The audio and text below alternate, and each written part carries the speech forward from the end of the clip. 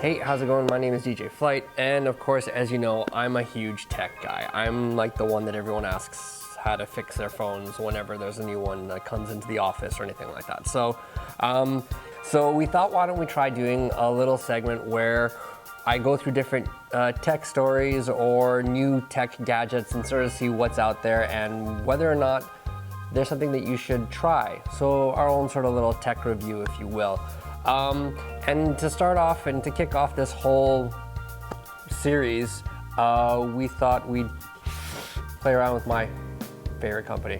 And they have come up with actually a few things in the last little while, one of which is the Apple AirPods Pro.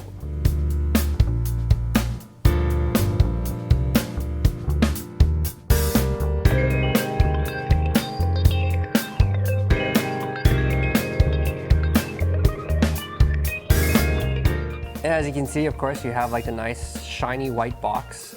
It's a little bit different from the second gen AirPods, which got released a few months ago now, earlier this year. So this is what it looks like. Let's open it up. And of course you have all your paraphernalia and text, which who reads? I mean, really. And there you go. There's some stuff inside here, of course. A lot of people have been complaining about the AirPods not fitting their ears, and so that's what this is all about. We'll get to that in a bit. And there is a USB-C to Lightning cable. This does run on Lightning still, not on USB-C. As the world and as Apple starts to move towards USB-C, it does kind of suck that they haven't moved this over, but as you can see, they are a little bit longer than the AirPods that, the regular AirPods. It is a little bit wider as opposed to the longer length of the AirPods, of the Gen 2 AirPods. But as some people have noted, if you turn it around, it's about the same height and almost exactly the same width. So it's really not going to change your pocket configuration too crazily, I don't think. So that's what they look like. They do look nice, I'm not gonna lie. Like, there's a lot of tech that's going on in here, like a lot of tech. We'll get into a lot of that as well, but just from initial impressions, they look pretty decent, pretty nice. The head of them is a lot bigger, as you can see. And the stem is a lot smaller. So what we're gonna do with this video is we're gonna talk about the 5 things that you need to know about the AirPods Pro. These aren't the 5 reasons to buy an AirPods Pro. These are just the 5 things that you need to know.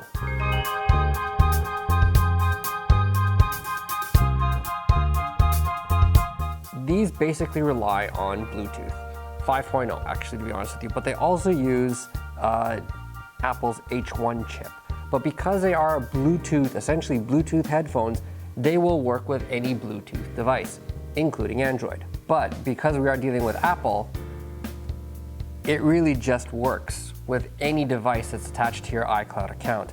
So if you have multiple iOS devices, this will pair with all of them almost instantaneously. The minute you start using one, it'll automatically pair to that. The minute you start using the next one, it'll automatically pair with that. That doesn't mean that you can't use these with an Android device. There are a lot of other options that do have noise canceling, active noise canceling as well, and some are just as expensive and some are a lot cheaper.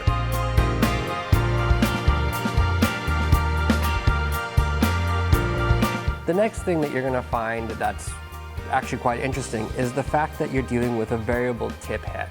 Now what does that mean?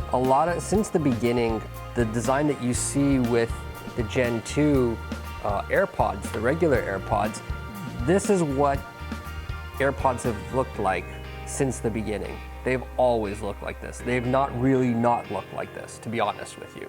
And if you had a problem wearing this in your ear, you were gonna have a problem wearing these with the AirPods. You get to pull the tips off, and that's where this whole setup comes in. And to be honest with you, I just had a huge issue just trying to get this off. It was not easy. I felt like I was gonna break them. But you have a small set, and it always comes attached with the medium set, and there's also a larger set. If you have issues with wearing any of the AirPods, then you can change the size.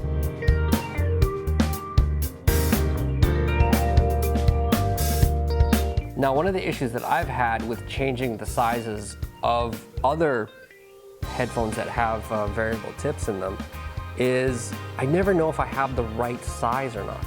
That's kind of an interesting thing that's happened with Apple. So they've actually created a little test app which you can access in the general settings, where you can actually test to see if you have the right size earbuds.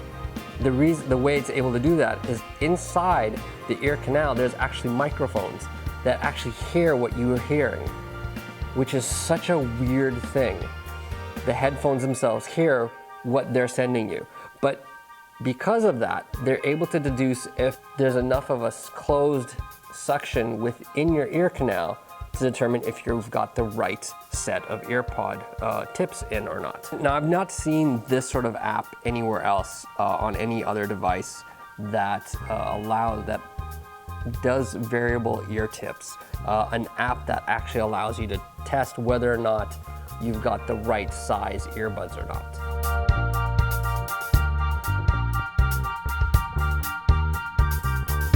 The battery life is the next big feature. You're looking at about 5 hours of listening time without any noise canceling or without any transparency options on, which I'll get to in a little bit. If you turn those features on, then you have about 4 hours of battery life. There's supposed to be about 3.5 hours of talk time, and with the case, you automatically get about 24 hours when it's fully charged. The case is wireless charging, so while the regular AirPods come in two variants, one with wireless charging, one without wireless charging, all AirPod Pros have a wireless charging case. So if you use wireless charging a lot, then this is a useful thing for you.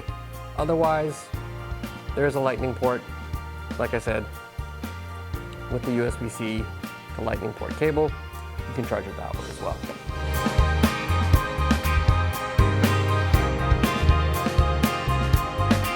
And yes, these guys actually have noise canceling. And it's actually active noise canceling, not passive noise canceling. So the difference is, passive noise canceling is with these ear tips and the complete closing of the ear canal thanks to the ear tips. Most noise canceling headphones just do that, and that's about it. That's called passive noise canceling.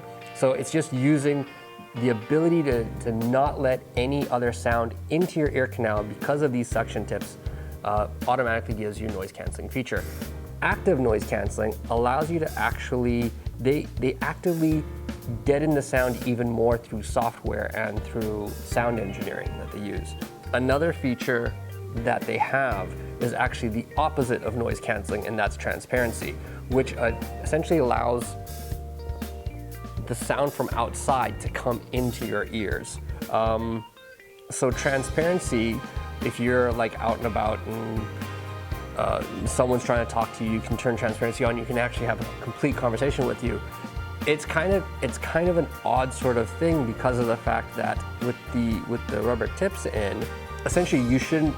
That automatically gives you passive noise cancellation. So you really shouldn't be able to hear anything. So what it's doing is it's actually got microphones on the outside of the headphones, and it's passing the audio from the outside of the outside mic into your ear canal.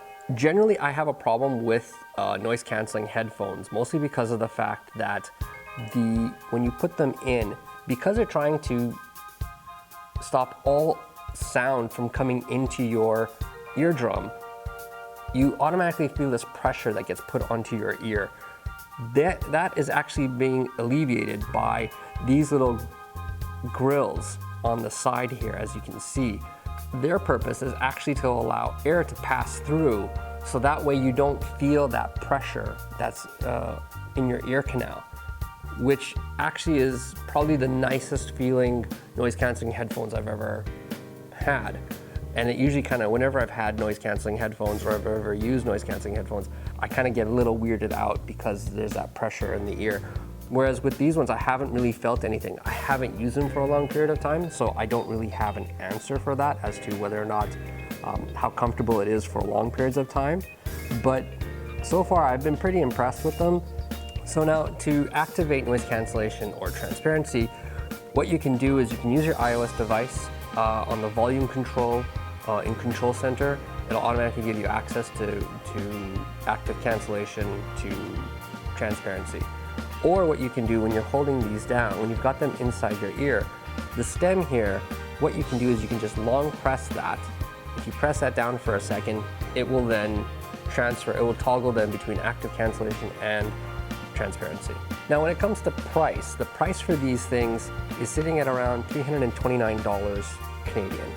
Now, when you compare that to the AirPods without the charging case is $219, and with the charging case, that's $269. The difference between these isn't super great between the AirPods with the charging case versus the AirPods Pro, which automatically have a wireless charging case. The question is, do you really need noise cancellation or not?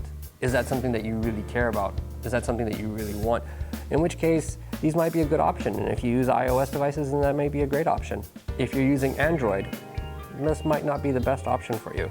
What I'm gonna do is I'm gonna try these out for the next week as my daily drivers for audio on my iOS devices. Let me know in the comments below what you want to see in the review, and I'll try and get those features in and test some of the things that you want.